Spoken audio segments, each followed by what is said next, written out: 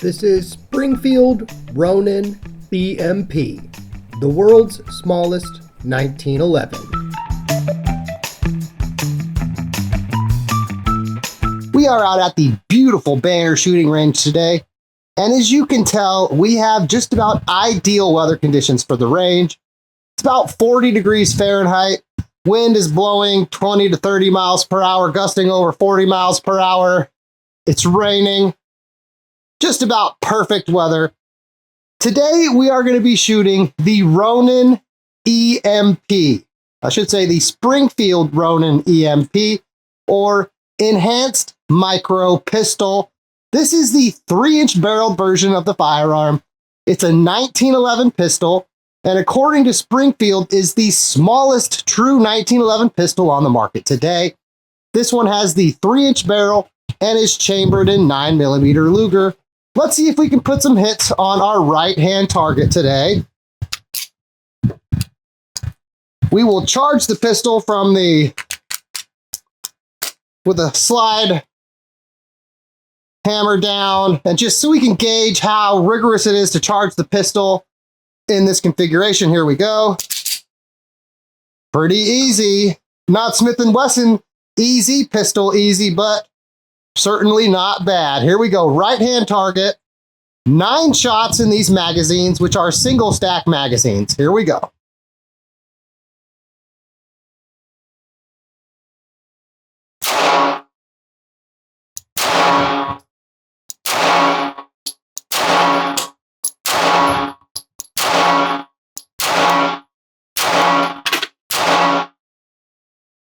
Okay, that one flyer, that's just me.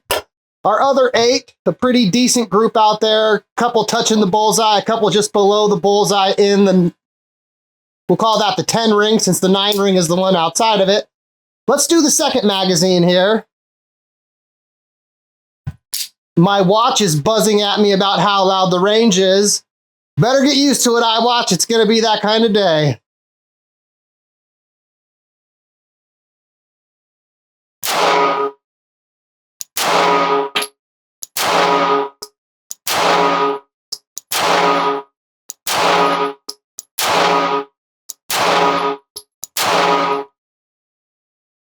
Looks like all of our hits are in the same area of the target. Let's do our third magazine here today. So far, pistol is shooting really well.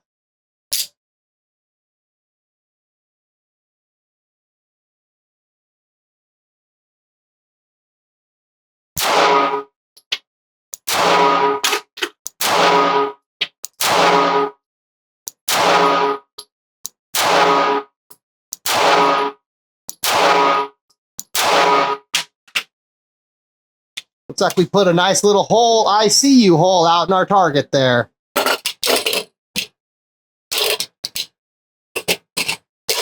Now, as a comparison, and we're not really going to do much in terms of the shooting comparison with these firearms. I just brought it along today because it is the Micro 1911, this is by Kimber.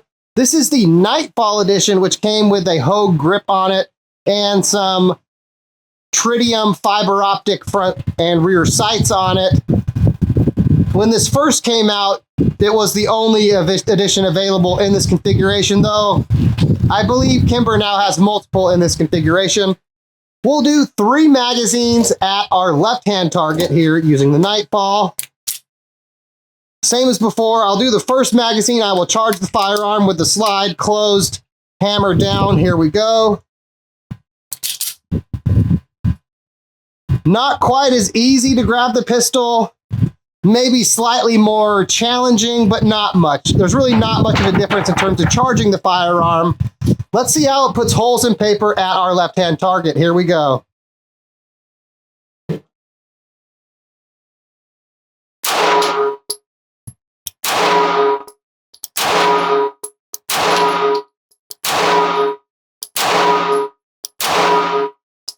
Okay. Same as before, 1 flyer, that's just me. The next 6, a pretty good group out there. Maybe 3 or 4 in the bullseye. Let's see how this next magazine goes.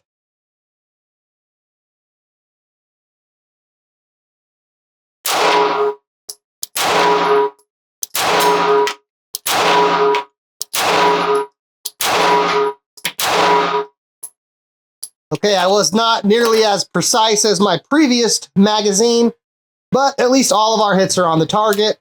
And now let's do that third magazine.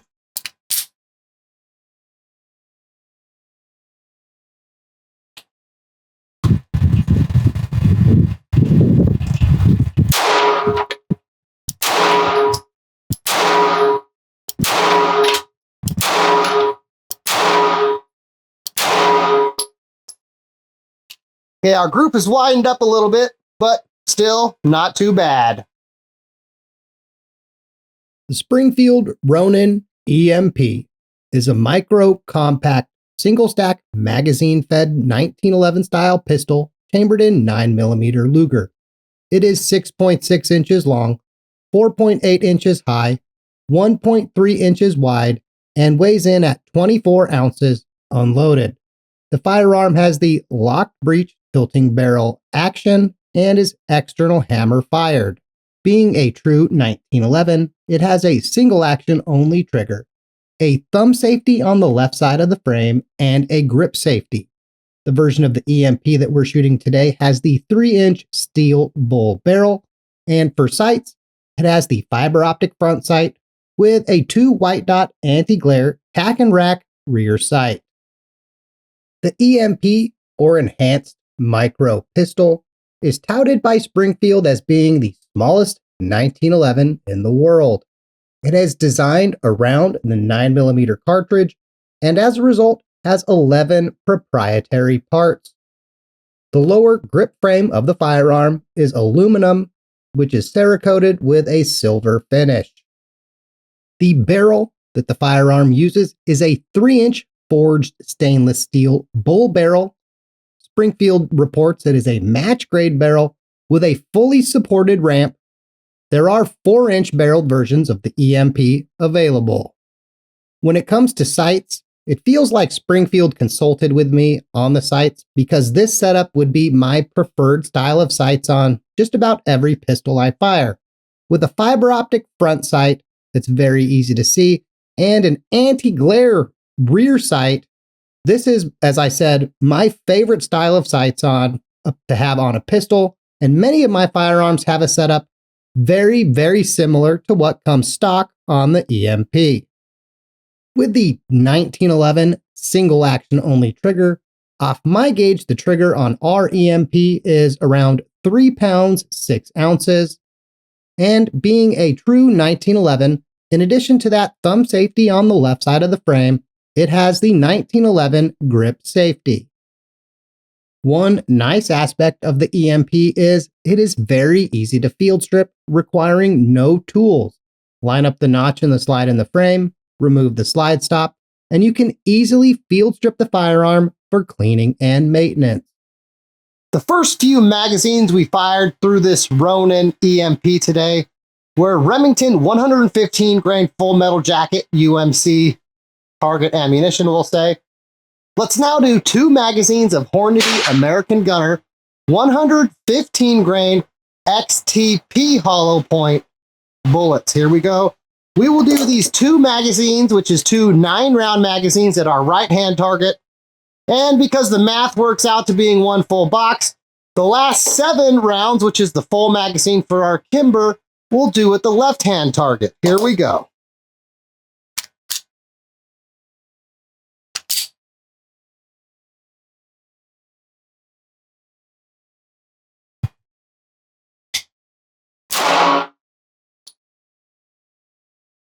Okay, we have, that looks like a failure to feed, maybe.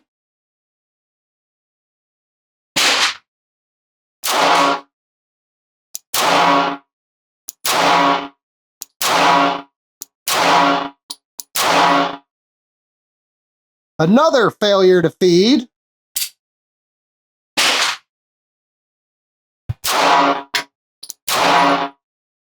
Okay, 2 failures to feed in the first magazine. That's not a good sign. Let's see how magazine 2 does.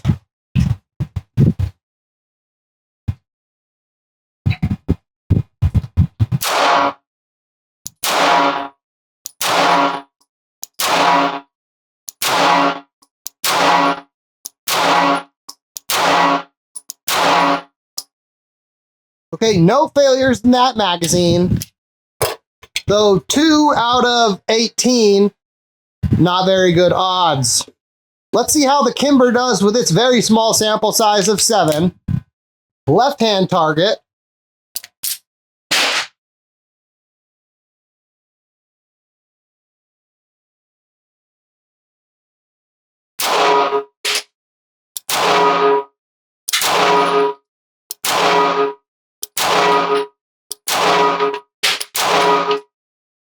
Okay, no failures on those 7.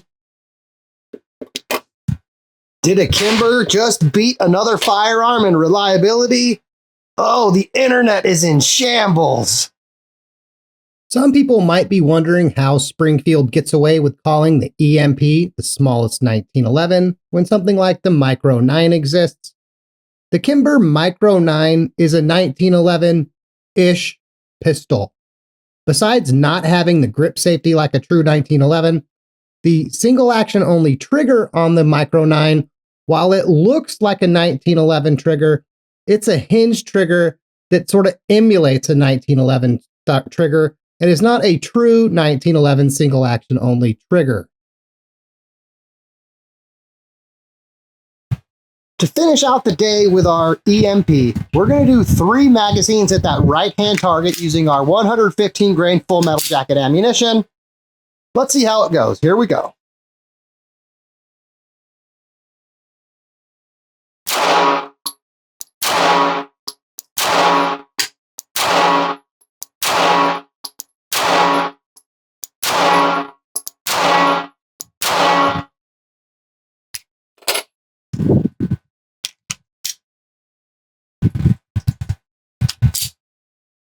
With the wind today, it's like that scene from Forrest Gump where he's like, the rain was coming sideways. Good thing it's not coming up from the bottom. Here we go. Next 9.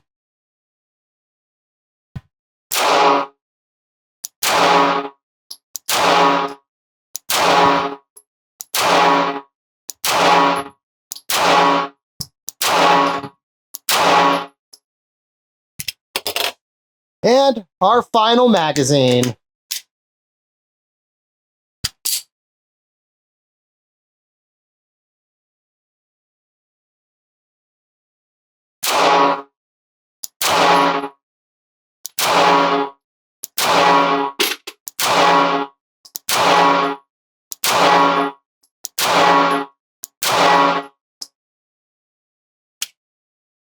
Okay, so with our small sample size, it would appear that the EMP, at least the one that I have access to, may not be a fan of certain hollow point ammunition.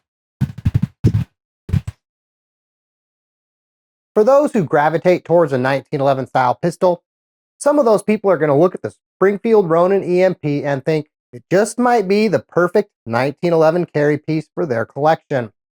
And the Springfield EMP it's a very good firearm. It's accurate, very easy to carry, has sights that, at least in my opinion, are excellent. It has better than decent capacity for a 1911 style pistol that's single stack magazine fed at 9 rounds, which is pretty decent for single stack. Though, is it perfect?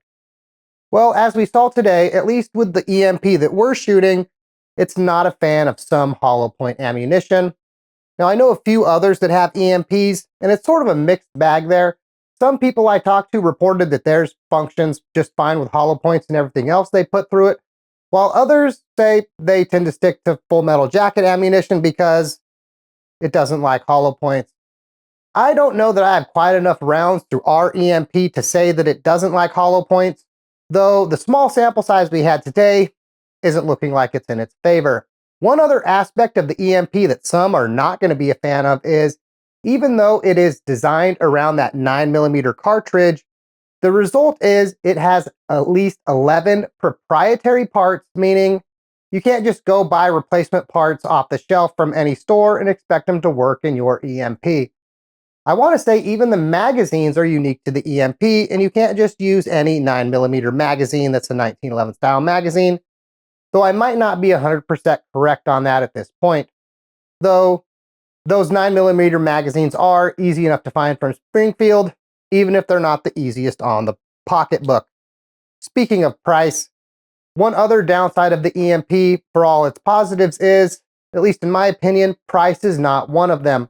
Priced in the $800 ballpark, and you have a pistol, at least for many fans of our channels, is beyond the budget-friendly range of many of the firearms that we tend to focus upon. Though, if you're a fan of 1911s like we are, and you like a micro 9mm 1911 that's easy to carry, I would at least take a look at the EMP and see if it checks enough boxes for you. All in all, I think it's an excellent firearm, though it does have a few flaws. Well, anyway, that seems like the perfect spot to end today's video. Fred and I are glad you made it this far. If you enjoyed the video, like the video, share it with your friends and family, maybe drop a comment on there. Those things are free and they really help the channel greatly. Thanks for watching, and as always, have a good night.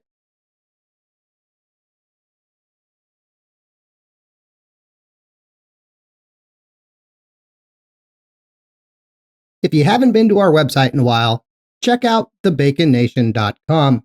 Not only do we post recent video links to our website, but we also have many of the graphics featured in our videos. Like, say, if you're looking for information on the ADX Cheetah, you can see the graphics that we've used, how some of the ammo has performed we've put through the firearm, and comparison images comparing it versus a number of different firearms. Like, for example, how does the ADX stack up size-wise versus the Bodyguard 2.0? And a link to a recent video featuring the firearm. Besides 380s, there's also a section for the other non-380 firearms that we're shooting, like, say, the CZ P09C Nocturne that we've shot in a few videos now, some comparison images, as well as links to recent videos. If you like our ammo tests, much of the ammo that we've tested so far now has a page on our website. So, for example, if you're curious about the Aguila mini shells we recently put through their paces, here are the graphics from that video, along with a link to that video. Some of the breakdown graphics that we don't currently have a dedicated page for, you can also see the graphics for from recent videos, as well as random wildlife pictures, if you're into that kind of thing. So again, check out TheBaconNation.com.